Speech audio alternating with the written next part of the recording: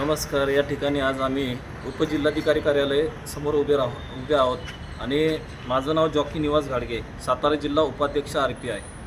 आज फलटण ग्रामीण police station या ठिकाणी गोसावी समाज या समाजावर अन्याय होत आहे. हा समाजावर अन्याय जो घडत आहे हा थांबावा यासाठी आम्ही आज सर्व गोसावी समाज जिल्हाधिकारी आणि उपजिल्हाधिकारी साहेब यांच्यासमोर निवेदनं देण्यासाठी आलेलो आहेत.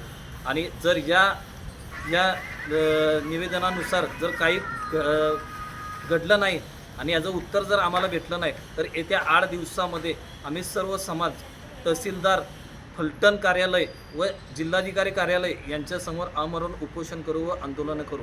या सर्व जबाबदार तुम्ही राहाल. कुठल्या प्रकारचे 380 रोबरीसारखे 395 चोरीसारखे गुन्हे नोंद केले जातात आणि हे थांबावं. आणि आमच्या मुलांना पण एक चांगल्या स्वरूपाची वागणूक दिली पाहिजे. नक्षलवादी स्वरूपाची वागणूक न देता त्यांना पण जगू द्या आणि तुम्ही पण जगा. ज्याच्याकडे जरी तो माल बाबा चोरीचे माल सापडलेला आहे, माझं तर म्हणणं आहे मी त्यांना काही पाठीशी घालत नाही.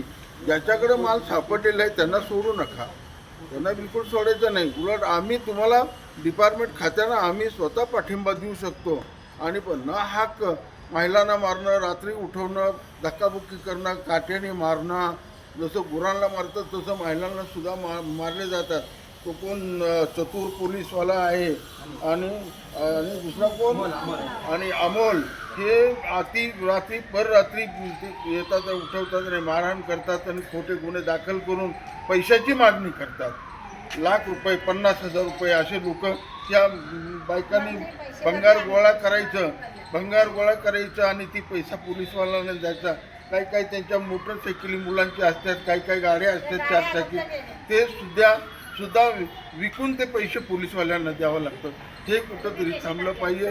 कलेक्टर ऑफिस यांना आम्ही आज निवेदन दिलेलं आहे. हे जर थांबलं नाही तर रिपब्लिकन पार्टी ऑफ इंडिया आणि गोसावी महासंघातर्फे राज्यभर आंदोलन केल्याशिवाय राहणार नाही. या 8 दिवसात आम्हाला काय ते कळवलं पाहिजे तहसीलदारांनी. लोकशाही मराठी ऐका, पहा, जागरूक रहा.